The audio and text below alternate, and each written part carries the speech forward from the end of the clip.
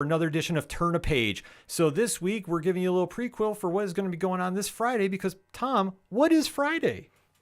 I'm Batman Day.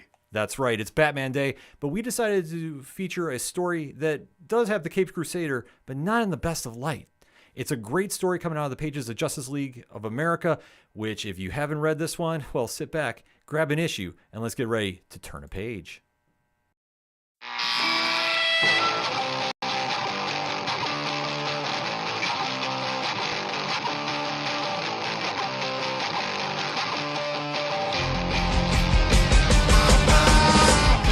Welcome to Turn a Page, the official comic book club for Nerd Initiative. Each week, the NI Bullpen will be covering the world of comics, talking to creators, deep diving into some fantastic stories, and much more. Now let's hand it over to the team and turn a page.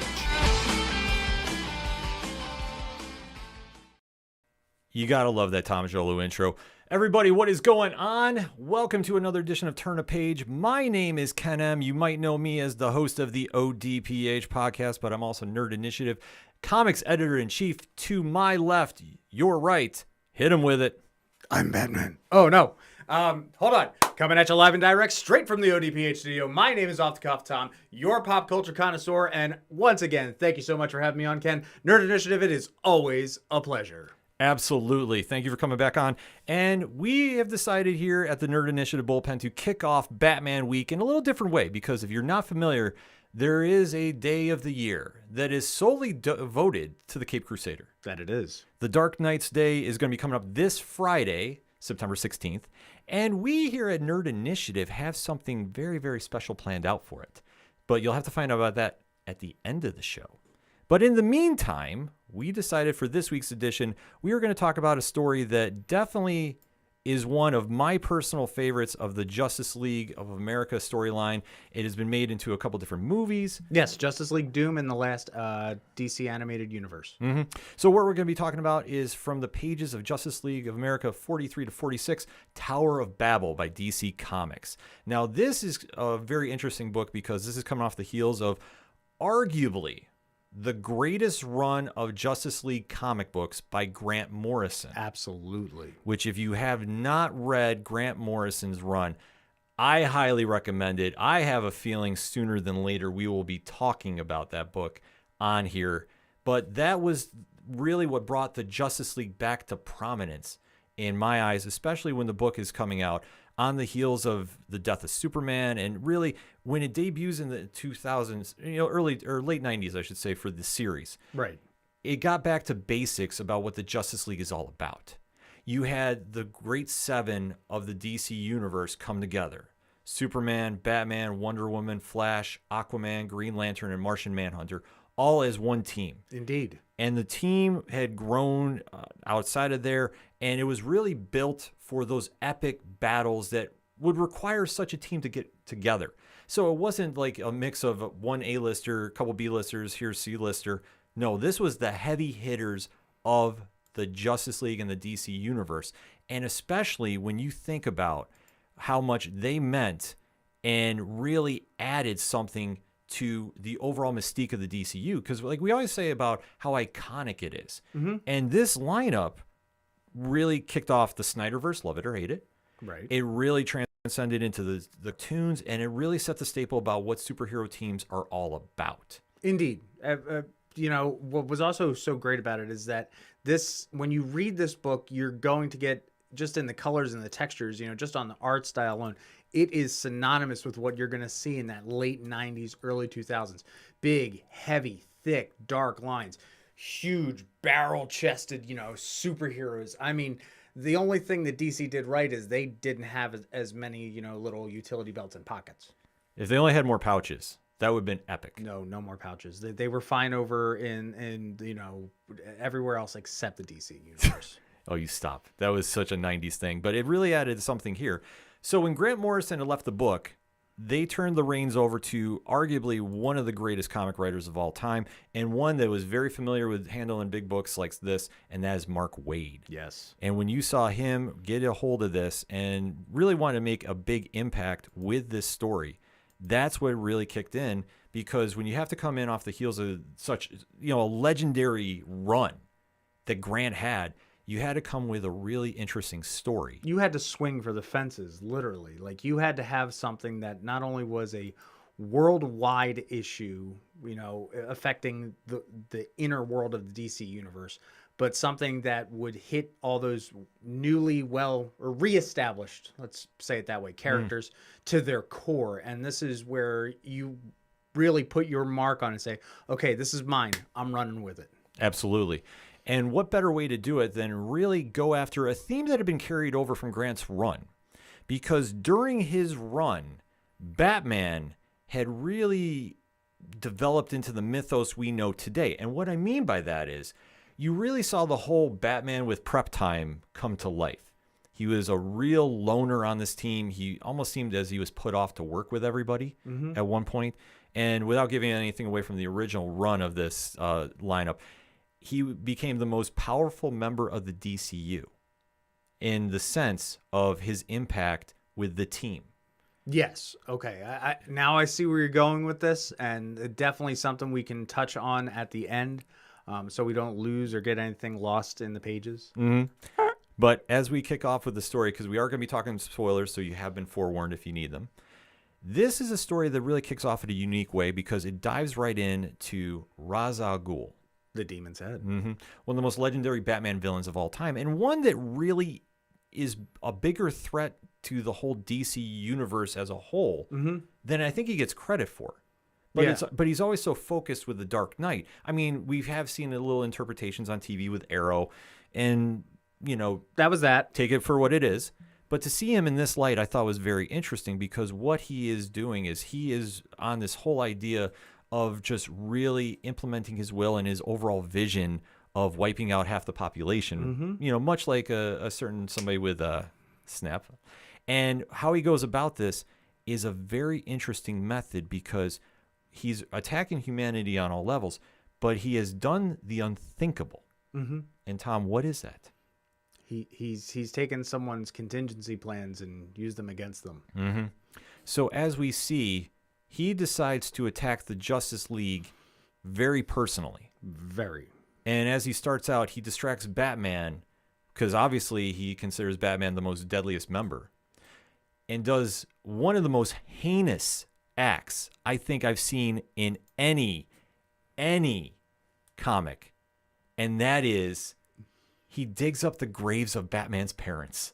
Save Martha. Yeah. And Thomas.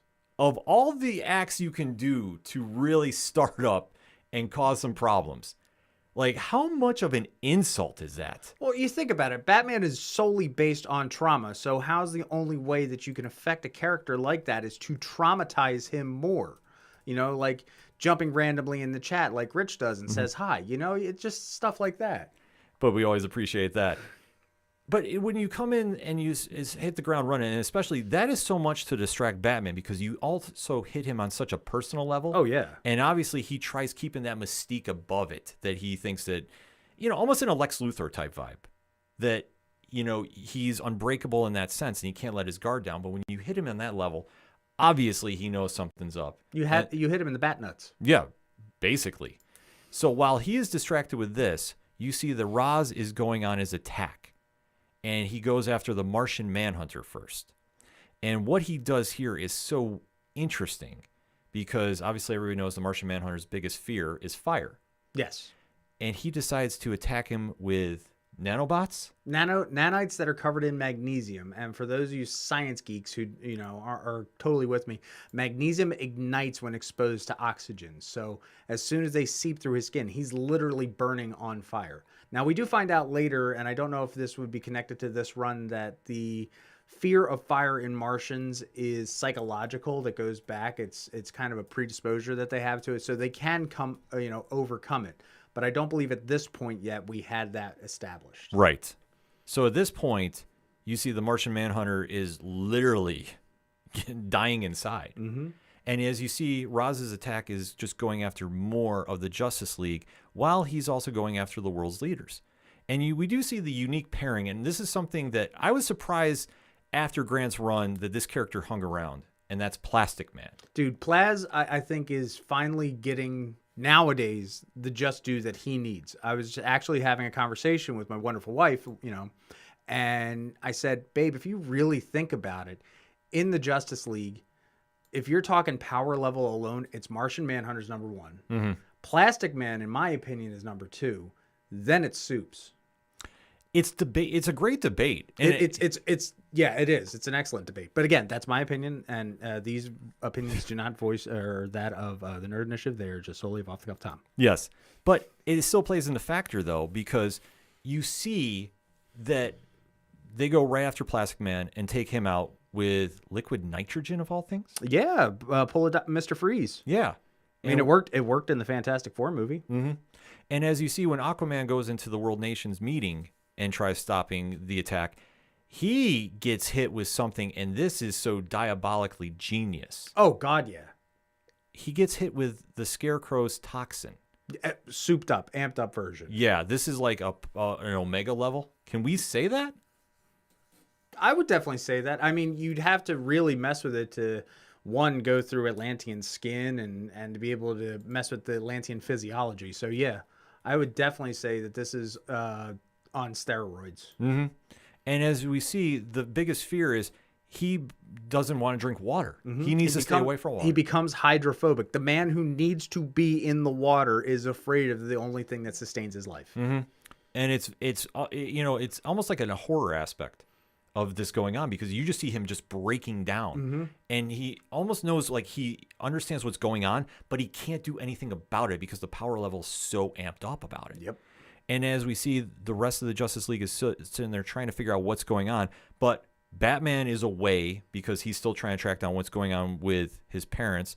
He does track down Ra's at this time because he figures out it's him. And then he's given a Faustian deal. Yeah. And what was your thoughts when you're reading this? Because Ra's says, I'm deciding to resurrect your parents in the Lazarus pit. Like, what is going through your head as a reader watching this? As a reader, with my background, I'm knowing, one, what the problem is with the Lazarus pit, especially someone that's been that long dead. I know, as much as I would want my parents back, knowing that they're definitely not going to be the same person, I wouldn't do it. But considering, again, going back to the fact that Batman is solely based on the fact of his parents are dead and everything is, that is his cornerstone, it's hard for Batman to try and interpret. Just like me, I can't even say it in the words. Mm-hmm. But Batman going into that whole alternate personality, which they have been touching upon a little bit if you haven't been reading what's going on in the Gotham War right now, really just shuts that down super quick. Mm-hmm. And Ra's is like, well, if you're not going to take my offer, well, I'm going to have to go step it up further. Yep. And he decides to do something which I did not understand at first when I read this initially, but after going through a second read, it's ingenious because what he decides to do is go use some fables from the Tower of Babel and scramble the words. Yeah, like literally, it is. He did something on a biblical level. Mm-hmm. He made a transmitter that the whole world, whether it was looking at something or speaking or reading or whatnot, you could not get it. The Tower of Babel in the Bible is exactly what a lot of people will say in theology is how we created language and how all the countries separated and so on and so forth, if you really want to get into it. But we can just leave it at that. And, that's messed up shit. Oh, it is. But it plays into what Ra's is doing, because Ra's is so driven by his own goals that he doesn't care about what line he crosses. And to see him go on an attack like this, it makes sense. I mean, he's so immortal in what he does. And you see just how Batman is just in there just like trying to figure out what's going on. But meanwhile, he's relying on the sense that the Justice League will step in to handle it. But it doesn't happen that way. Mm-mm. Because they're all tied up with what's going on. And when you see the Flash and Wonder Woman, who have been really the only people unaffected at this moment. Yet. Right. They're going to try rounding up the other members, and they go to Kyle Rayner at the time, who's Green Lantern. And he has... Not Guy Gardner?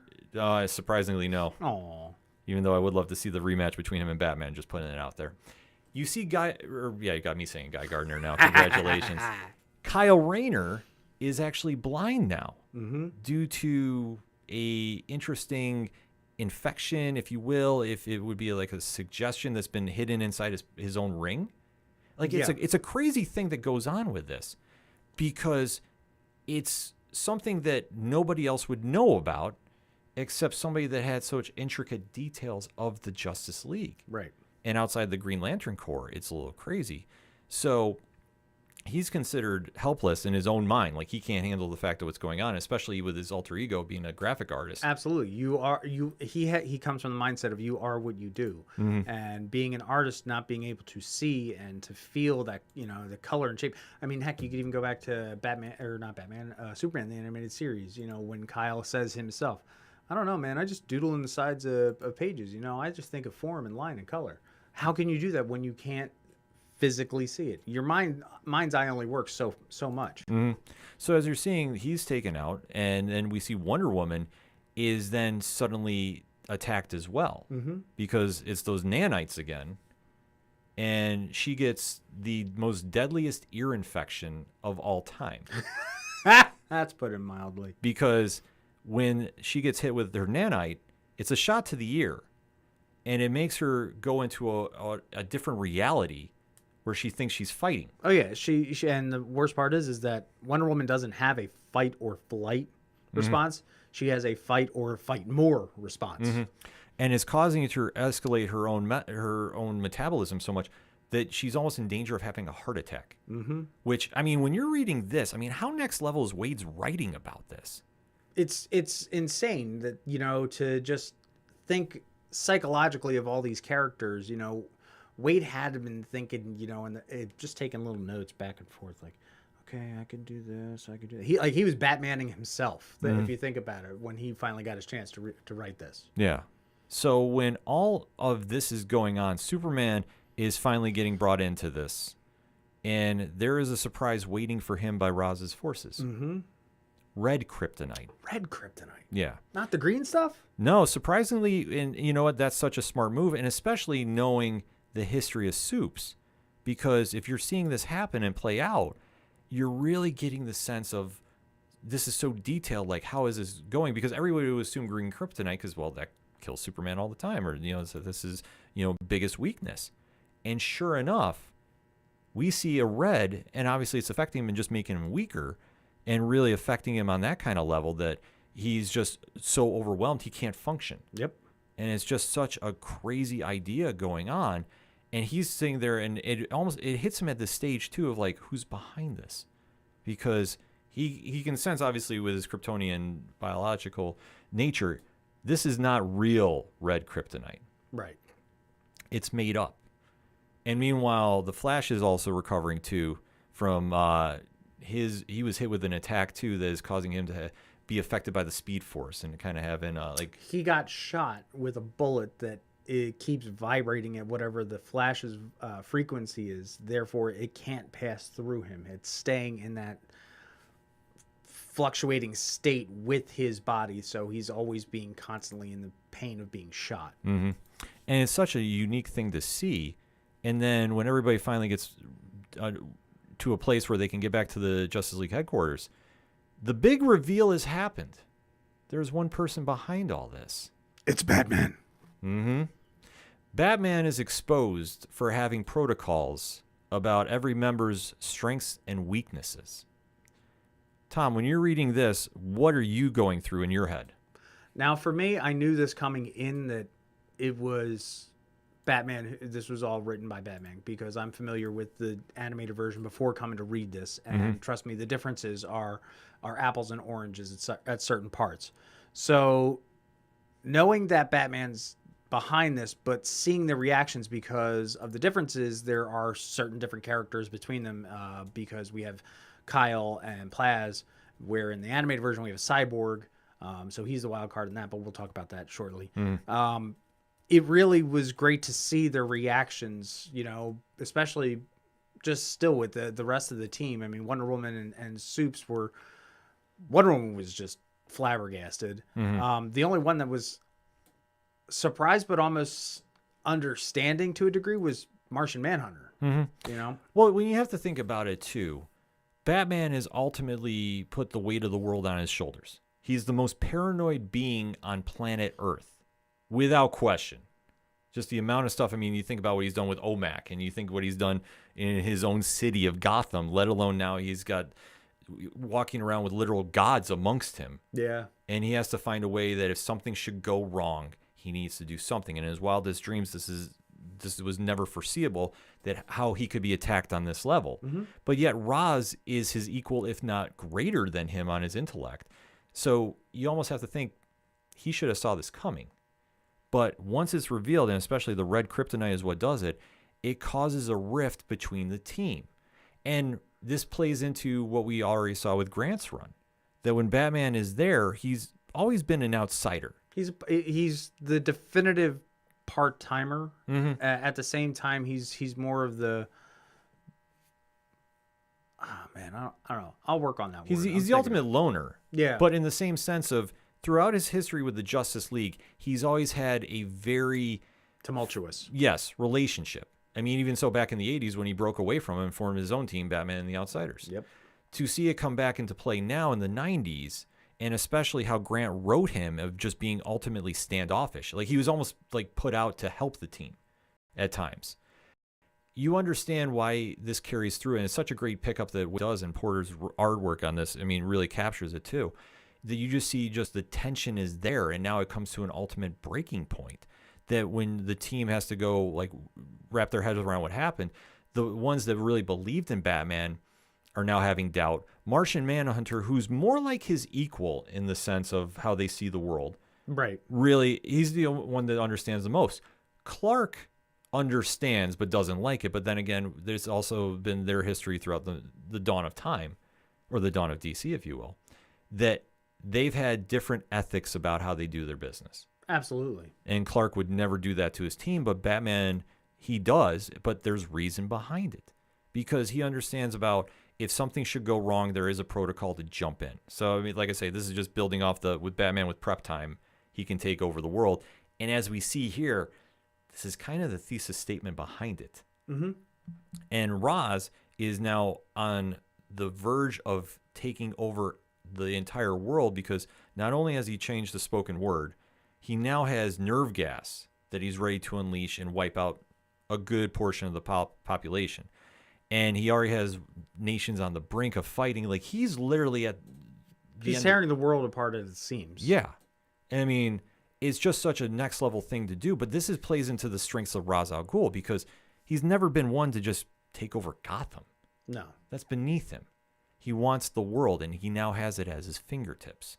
So the team has to rally together to try stopping him. And luckily, you're seeing that the team members are recovering enough. Yep. That finally at the 11th hour, Aquaman is saved. And if you have not seen the entire run, you literally see him break down. And he knows he's dying until finally they literally force the water into him. And they finally have a chance to go make a run at him, at Araz, and go to his base. And they do get an unlikely ally to a degree to help them, because she winds up turning the page and really giving them the win. And who is that? Talia al Ghul. Now, for me, right here, for this run, she was the superstar for me. Like, this was a Bat-centric story, but seeing how we got Talia and how we got the off-the-page, monologuing from her and all of her motivations, and as much as she loves Bruce, she's still her father's daughter. She was the standout for me out of everyone in this book, everyone in the run. And I mean, kudos to, hey, we're putting the Justice League all right up here. By the way, have you met Talia? Yeah. And she winds up, because she's very disgusted with her father's actions. That her feelings for Bruce have always been a gift and a curse, if you will. Oh, it's a double-edged sword. And their history is a very, very messy one, to put it mildly. But to see her come through in this stage, because she understands about what Ra's did to Bruce's parents, that's the tipping point for this. Because she is like, he crossed the line. You effed up. And to see this actually play out, I mean, that's the insanity of this, to see her just step up and jump in and really say, you did something wrong, because she's always been along the same mindset of Ra's. And she's always, taken her emotions and kept them out of it. But this is one time when we see her bring them in to play. And to see her do this, I mean, this is what really stops everybody going on. They stop releasing any of the nerve gas going on. The heroes win. Roz is defeated in one foul swoop right at his home base.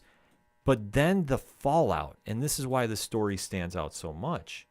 The good guys win, but they don't, because you're still left with the fact that Batman crossed the line in some members' minds.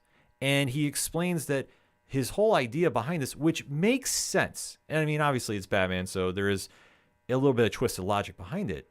He ties this back to a moment in their past when the Justice League was involved and how they all swapped bodies. Yep.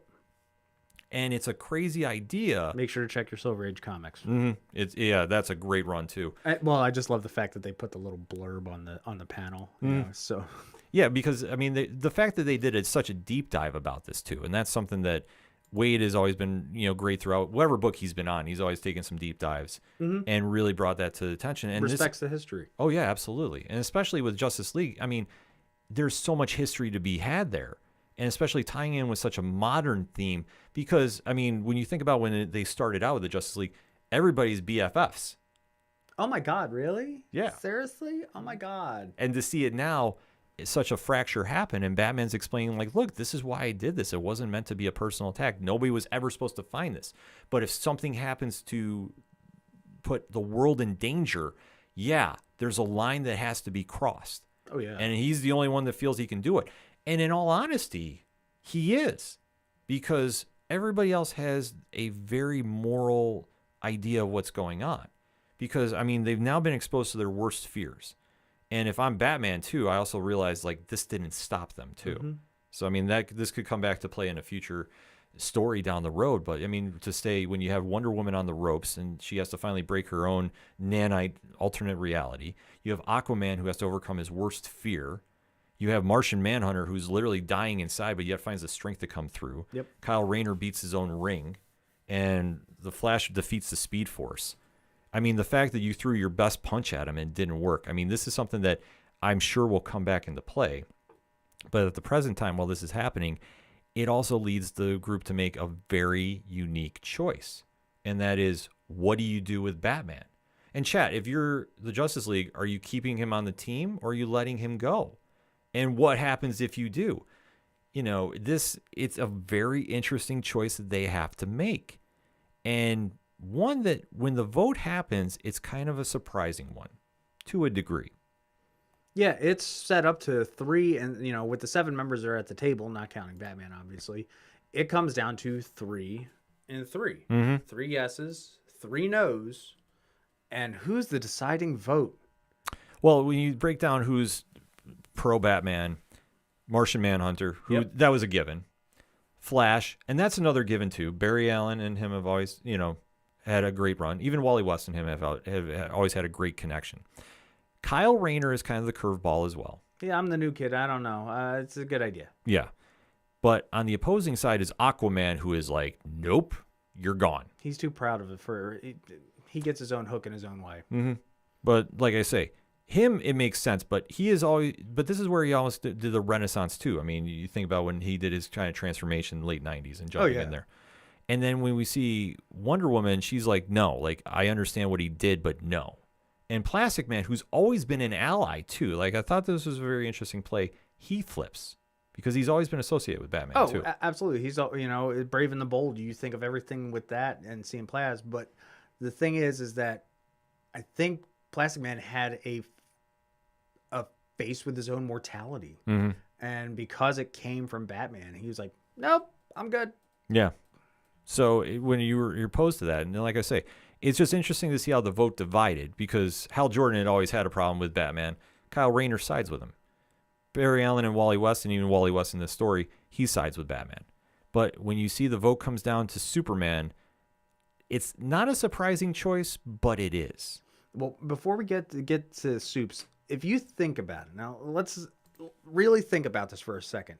Would you break down the big 7, sans Batman, when you break down the 8 members of the Justice League right here, okay? Mm-hmm. A lot of people will consider certain characters A, and some of them could be considered B. You know, at this point, Manhunter was more or less a B character for a lot of outsiders' views, so that makes sense. Kyle's the new kid, B, right? Flash is always hit and miss, especially, you know, we were going through this time between Wally and why am I just blanked here. Wild and Kyle. You know, yeah, I mean, between everything. So yeah, Flash can go back and forth between A and B, but Aquaman, like you said, having this new resurgence, definitely he's going to be an A tier character. Wonder Woman has always been an A tier character. So if you think about it, it kind of lines up that the A's are negative, are the nose, and the B's are kind of, yeah, sure, we get it. Yeah, I mean, it does kind of play into that fact too, and especially with Wally and Kyle at this time too. You know, they're still understanding how the world is working. Yep. In the land of superheroes, especially Kyle, who's really been thrusted in you know, in comparison. So to see them do the vote, it makes sense on that aspect. But when Superman makes the call, he really goes on his ethics instead of his own personal ideas. Yep. Because as much as they're best friends, and that has been something that has been well stated throughout comics as well, he has to go with his ethical vote. Absolutely. I mean, it goes into Truth, Justice, and a Better Tomorrow. So when they're ready to go tell Batman what has happened, Batman's gone. Batman pulled a Batman. Yep, because he's like, I already know how this is going to go. Like the fact that it was going to come down to Clark making a vote, I already know how he's going to play out. And he understands it. And even Superman's like, nope, he knew what I was going to do. And that's how it ends. And they do keep this up for quite some time after as well, which I thought was very, very interesting.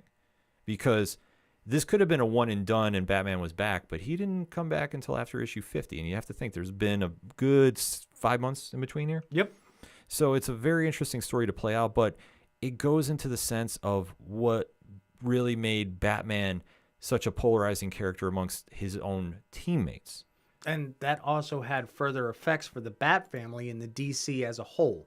There was a small 3 or 4 pages of the Lost pages that went along with this, where Wally went to San Francisco and talked with Nightwing and was like, dude, do you even have contingencies for the Titans? Then we see Young Justice, and I believe it was Tim at the time who was on Young Justice. You know, does he have an idea about something? Because you see a small fight scene, and Tim knew exactly what the other heroes' capabilities were. So how much of this trickled down from Bruce to the Robins? And on top of it, Barb, the Oracle that she is, felt so betrayed because Barb knows all. She is the Oracle. Like she's the brainchild of the Justice League. And yeah, Bats even just was like, nah, I'm good. Yeah, and you know, it's such a crazy move, and especially Derek pointed out too in the chat, they kept Batman out for a while, and especially too in the day and age where, you know, you're trying to sell, you know, comic books, to keep a star out like that. I mean, it's insane to think about, but I love that they stuck to their guns about this and they let Waid tell his story. Yeah, absence also makes the heart grow fonder. So when, you know, he comes back 5-6 months later, it's like cha-ching. Yeah, and it completely plays into the whole mythos there because he's, like we said, he's always had this fringe connection with the Justice League that not everybody loves him for what he does. And even to a lesser degree, it's something they're doing in the comics right now with the Gotham War. And it plays into such a unique style. Like I say, there's a lot to really enjoy about this and how they do this. And like I say, when we talk about, you know, what we loved about this, I love that Waid really went here with such the personal attacks, almost given a horror aspect in Aquaman's case. Yep. And really showcasing like the worst fears can come to light and what happens when your greatest heroes fall victim to one of their own. So, Tom, I mean, what stood out to you in this for the story? Well, first, like I said, Talia is a number one for me. Seeing her whole infiltration of the Batcave and the Watchtower and how we were getting that was something I was not expecting at all. So to get her mindset as everything's going on was a really nice palate cleanser. Again, I'm already coming in knowing the animated feature. So to get this twist on it really opens up and broadens the story for me. So that was my big thing that I really, really enjoyed about this. Yeah, like I say, there's a lot to enjoy about this, and I loved how they just really questioned Batman's ethics. Mm-hmm. Because you really see the sense of him thinking he's doing what's right. And, this has been something that has been a character trait that really kind of picked up steam, like I said, in the 90s and carries through right to today. Yeah. Like that he's so intense about his vision of justice that he's blind to everybody around him. And to not even factor in the facts of like, okay, if I do this, my team, who is supposed to trust me and I them, that's going to be severed completely. But he didn't care. But that's the whole thing. He didn't care because he's so committed to his vision. And then, like I say, it just makes him one of the most complex characters in comics that even with all this prep time he has, this is his best shot. And I love the fact that it didn't stop them. Like, it did slow them down. Right. But even now, he has to take this in the back of his mind and go, I have to go back to the drawing board. Is there anything that you were like, this really didn't connect with me about with the story? I think they could have done a better job incapacitating Kyle. I think it was kind of a cheap move with that.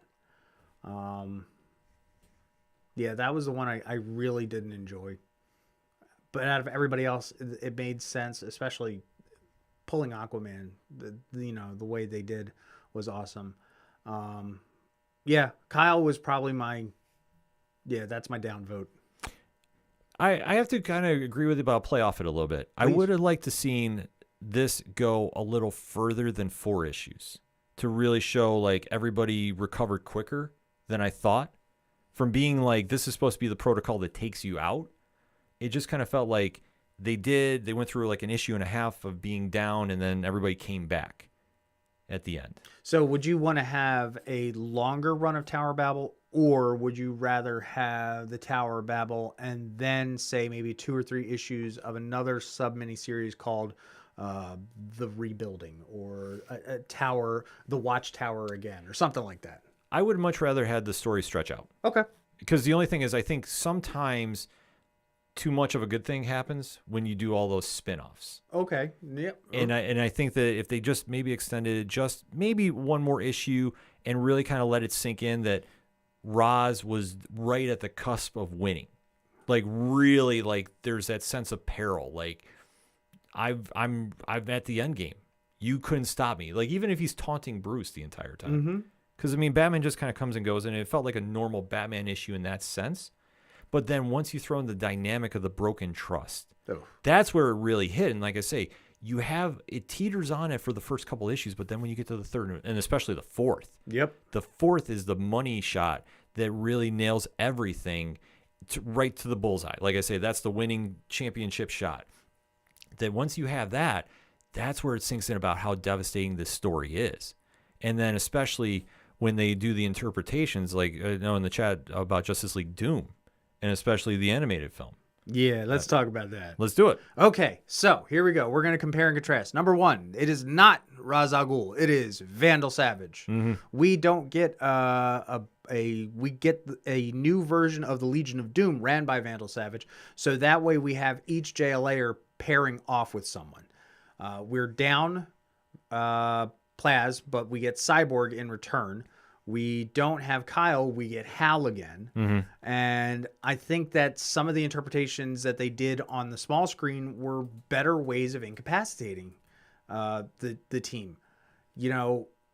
Kyle got this really lame, I can't see thing. Well, instead of using fear toxin on Aquaman, they use it on GL and like totally broke his will. Mm-hmm. And I mean, your lanterns are only as powerful as their force of will is, when you think about it. Yeah. We didn't get red kryptonite. We got straight up green kryptonite being shot right into soups. Mm-hmm. Wonder Woman, we took the idea of the fear toxin or some sort of mental something. And instead of nanites, she saw Cheetah. So they pretty much stayed on the same line minus the nanites, but they did bring the nanites over when they Malafa'ak took out Jean Jones by having magnesium coated nanites in his system. I think the ideas were really good, and at the same time, as opposed to Vandal really messed up stuff, and the idea of using a solar flare instead of, nerve gas to take out, half to 2/3 of the world was a really nice idea.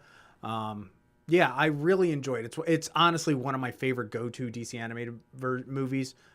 That Under the Red Hood. I mean, I could do a whole episode just on that alone of those 17 films. Yeah.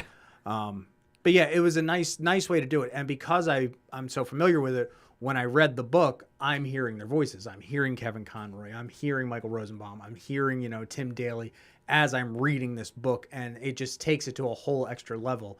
So, like, Kyle was kind of hard to figure out his voice in my head. And Plaz for me is always going to be the Brave and the Bold version. So, hey, what's going on, Bats? How you doing? All right. And it just adds that whole extra level to reading the book. So when you get to that issue 4 and you get to the mistrust and you get to the arguing and you get to those lost pages and you reconnect with those characters, holy crap, it just hit me on a whole different level, because there are times where they say you can't hear a picture. Trust me, when it comes to these characters that you love, you absolutely can. No, I agree with you. I mean, I think that the interpretations they did for Justice League Doom, and it's a great animated version of this as well. I like how they swapped out Ra's with Vandal Savage. I think Vandal Savage is one of the most underrated villains in all the DCU. And I when you can use him right, and especially on this level, I think it works. Yeah. And especially too, and I know I messed up earlier too, because like on the animated film, it's Barry Allen. In the comic, it's Wally West. But especially when they mix up, Barry and Hal and Kyle, it's like I say, they took the great interpretations, but they kept the main theme. Yeah, the theme was always there. I think that having a Green Lantern for a Green Lantern is one thing. A Flash for a Flash is another thing. And again, even just doing Plastic Man versus Cyborg, and even Aquaman too. They're necessarily interchangeable in an aspect, just as a character on screen, but the impact that all the things have happened, it correlates, whether it's on the page or on the screen. Oh, absolutely. I mean, it's just something that when you get the story, and especially how you push the narrative of how Batman is a hero, but is he really? And you can kind of question that amongst yourself as a reader and the interpretation of his own fellow teammates. And like I say, when you do this story, there's a fine line you have to walk, because you can make him to be a complete villain. Oh, yeah. But once you understand what he's doing, it's like you can almost say, okay, if you put yourself in his shoes, does this make sense? Is this really what is driving the point home? And this is one story that I think when we talk about modern Batman, this is one that always jumps out to me. And very much. Then, like I say, I didn't find too much wrong with it. It's just the only things is, like I said, I would like to see it drawn out, because I love this story so much as an idea. And I really think it hits the mark too. Oh, yeah, definitely. And then also, just want to consider the fact that since we didn't have Ra's, and, Ra's taking his parents, we flipped over to Bane, because, Bane's still so fresh in our heads of breaking the bat. Was also a great thing to add. But it was a little haphazard how they came up with it, because after the whole vote, when Soups goes to talk to him, he says, you had contingencies for all of us. And even Batman says, yeah, Vandal came up with this thing of burying me with my parents. I was like, eh. Yeah. And then Soups says, well, what's your contingency for yourself? It's called the Justice League. Yeah. Which, I mean, it makes sense too. Or his alternate personality, which you're seeing a lot now in the comic. I don't want to give it too much away if you haven't checked that out at the shops, but you definitely want to make sure you're checking out the Gotham War right now. A lot of good stuff happening there. So what would you say is your grade on JLA Tower of Babel? I'm going to give it a solid 8.5. Like I said, there were a few missteps with how certain characters were taken out or incapacitated, and I agree. Having it, stretched out a little bit would have been nicer. Because the resolution, we build, and then the resolution was kind of like, okay, it's there. So I would give it a solid 8.5 out of 10. Yeah, I got to agree with you on this. I think it is an 8.5 out of 10. I think the biggest thing with this is it really brought an idea that had been looming around for quite some time and really brought it to the forefront of, can you really trust Batman? And can the JLA really trust him? And especially with the lives of Earth's population on the line, it's a fine line to walk of what do you think is the greater good and what do you think is not the greater good. Because do you put your friendship and your partnership with your team over the world? I mean, in this situation, because look at what happens when it goes wrong. Okay, so if you were wearing the utility belt and the cowl, let's just ask, and everybody in chat, I want to hear this too. Would you have done what Batman did? Yeah. Because I absolutely would. And I think I would take it to the point of not only incapacitate and possibly even have the worst plan B, depending on the character's power level. That's just me. And you guys can scream at me and chat all you want. But I absolutely would have to, have those things in place. I'm the same way in my own jobs. I'm always thinking, try to think 2 steps ahead. Okay, if I start this policy into place, how's this going to roll out, and what do I do when this happens next? Yeah. No, I think in the sense of Batman, I understand why he did what he did. Because, let's face it, in a weird sense, he's, in comparison, Hawkeye to the Avengers. He's a normal man amongst gods, amongst these superpowered beings of the world. What happens when something goes wrong? Have we even had a story like this in Marvel? Yes. There was one with the X-Men, and Xavier had protocols. But I mean, okay, I should say, clarify, for the Avengers. Have we had one? Not to my knowledge. Okay. Chad, if I'm wrong, definitely hit me up about this. Yeah, we might have to visit it and maybe do a compare and contrast, different sides of the comic world. Mm-hmm. I know that, like I said, I know for a fact there was an X-Men one. Okay. Because if I'm not mistaken, and it's been a while, Cerebro went sentient. Yeah, I remember that. And took out everybody based off the protocols of Xavier. So there is that comparison. As far as the Avengers go, I mean, I'm sure because Tony Stark is involved, I'm sure he did something because reasons. Illuminati. Yeah, I wouldn't doubt it. Between him and Reed, yeah, I'm sure Derek is going to be lighting me up in the chat about this one. But but with Tony Stark and Reed Richards involved, I'm sure there's been some kind of weird planned contingency that they have set in place, being the head members of the Illuminati. I think that's like phase 11 or something, maybe in the movies at this point. Oh, I'm sure it's going to be something. Let me take a look what they did with the Hulk. Oh yeah. Yeah, I mean, they thought it'd be great to send him to a peaceful planet, and they completely misfired. And Hulk came back angry. He's a friend from work. Yeah, angrier and ready to kill everybody. So like I say, the idea might have made sense, but I think in Batman's case, it makes more sense. Absolutely. Yeah, soup to nuts. I always think that DC for me has always had on paper, the stronger characters. Mm-hmm. On paper, if you did everybody out by power levels, you can find a decent, correlation of Marvel versus DC. I think DC has always been that better power set, more powerful character. DC has always taken the stance of like the Greek gods with theirs. And I think that when they implement like that's their heroes, in comparison to Marvel, which is more everyday based, street level. Yeah, I mean that's because they want to keep it, their universe and where everybody is literally living in New York for the most part. It makes sense, and like I say, each one works for what they're trying to do. Except Agent Venom. Shout out to Philadelphia. Go Birds. Yeah. But in that sense, though, it plays in, and especially with Marvel, it's a lot more personal. But it's more of the neighborhood vibe, so to speak. Mm-hmm. DC, it's kept to a distance for the most part because trying to relate to Superman and Wonder Woman and Aquaman to an extent. I mean, it's tough because they're more than human for what they're doing.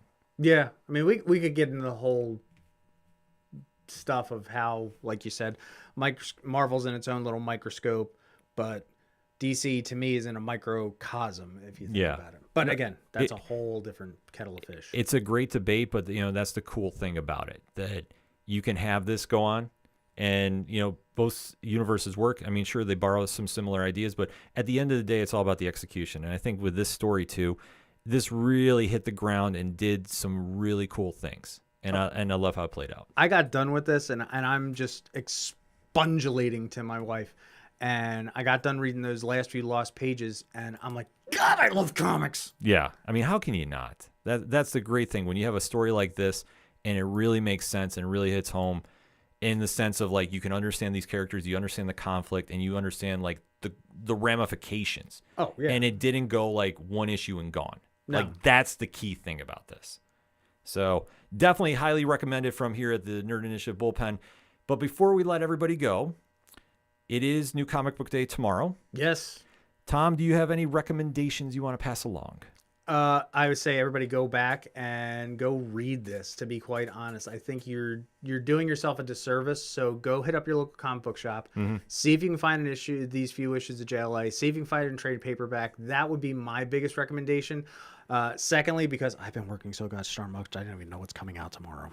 No, but you know what? Honestly, there's a lot coming out tomorrow. I'm going to give 2 picks then because there's a lot that is coming out tomorrow. Nerd Initiative is kicking off 9 a.m. tomorrow. So if you're not following the news feed, you definitely need to because, like I say, are we doing hour by hour reviews? Yes, we are. That is the staple now on Wednesdays. So kicking off at 9 a.m., we will be doing that all day until we run out. The Bullpen has got a great lineup of books coming out. But there's 2 I wanted to highlight this week.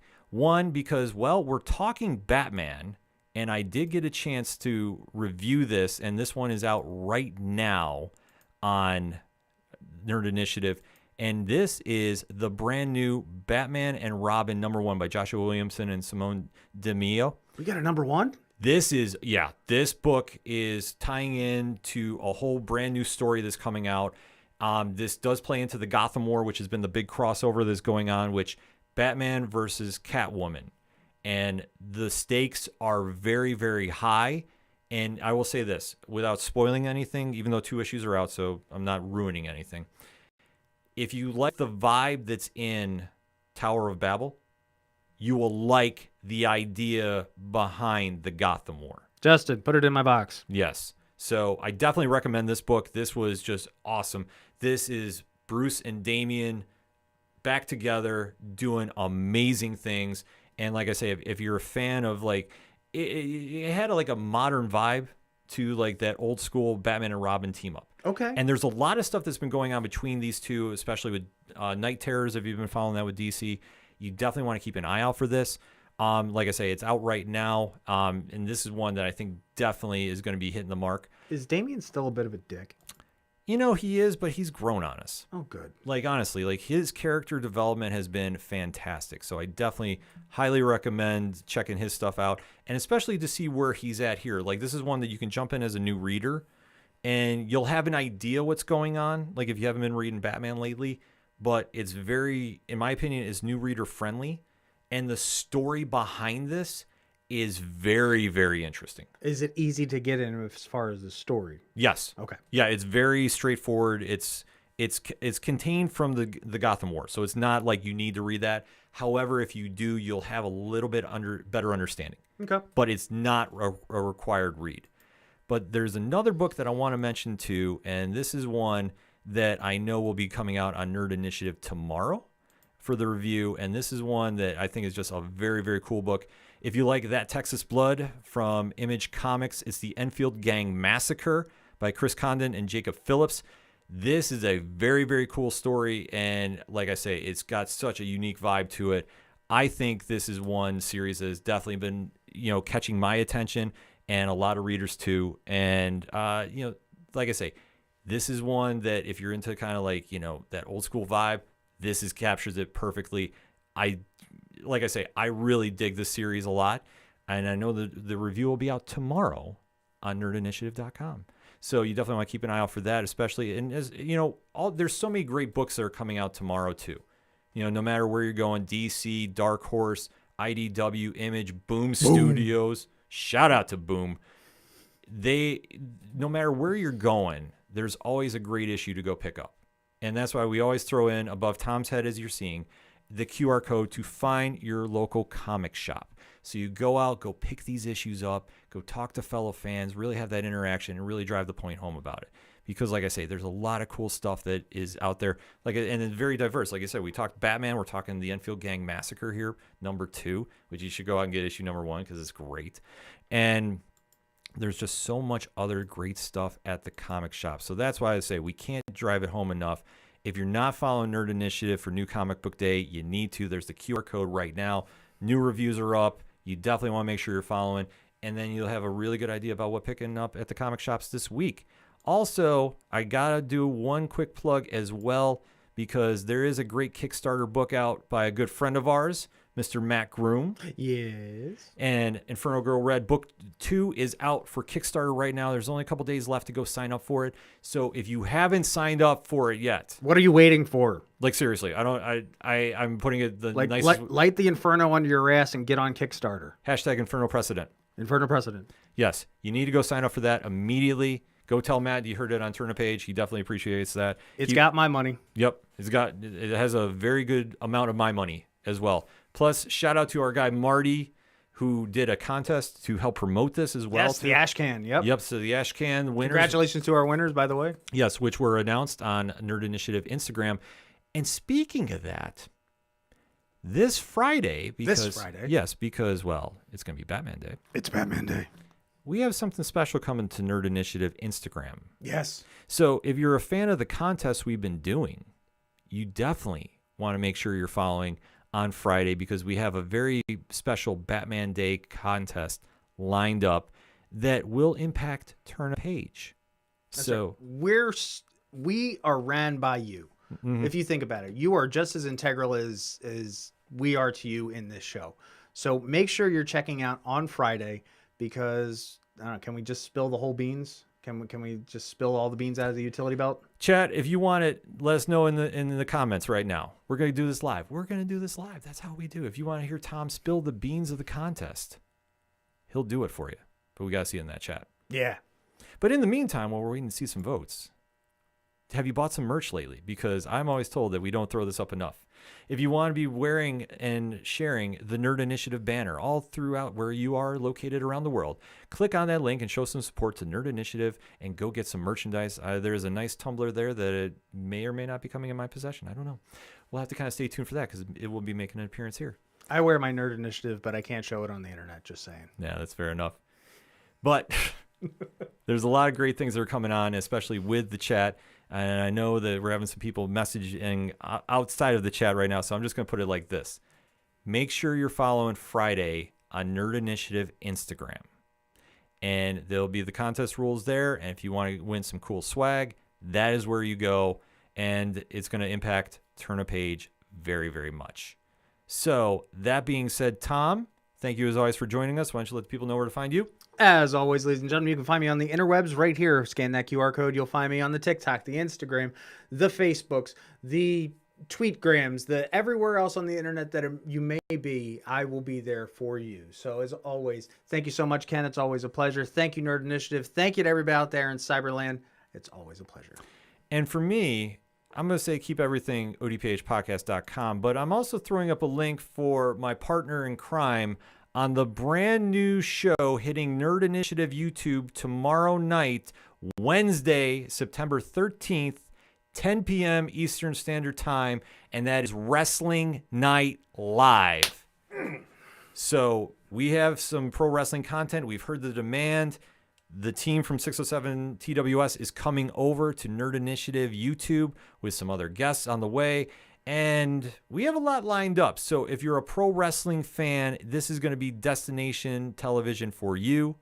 And you definitely want to make sure you are subscribed to Nerd Initiative so you don't miss any minute of the content. But if you want to find out what's going on with Rich from 3FN and everything going on with that podcast, you definitely got to click on that QR code, and that'll take you right to where he is doing his business. And like I said, for me, odphpodcast.com, that's what we do on the socials.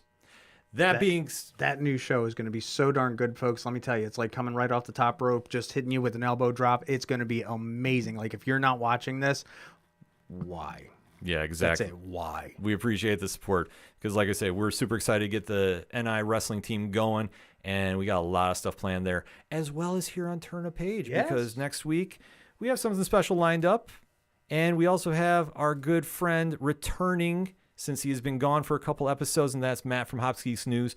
We'll be back in the building. Should we drink during that episode? Can we? I don't see why not. Yeah, we'll do it for Matt. Like, we'll have drunken reviews. I mean, I drink ginger ale, so I'm good. I'll have two. There we go. So that said, Folks, thank you as always for checking it out, the Nerd Initiative Comic Book Club. My name is Ken M. And remember, when you're at a comic shop and you have a great issue in your hand and you see somebody struggling to find a great book to pick up, hand yours off to them, tell them to turn a page. We'll see you next time.